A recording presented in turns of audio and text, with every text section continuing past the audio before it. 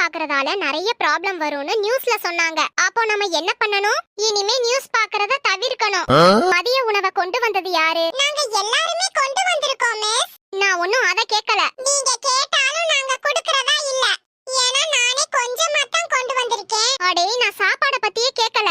நான் மதிய உணவு சட்டத்தை யாரு கொண்டு வந்தாங்கன்னு கேட்டேன். இத முன்னாடியே சொல்லிருக்கலாம்ல. சொல்லிருந்தா அப்பவே ஆன்சர் தெரியாதுன்னு இருப்போம். மதிய உணவு சட்டத்தை கொண்டு வந்தது யாருன்னு உங்களுக்கு தெரியாது.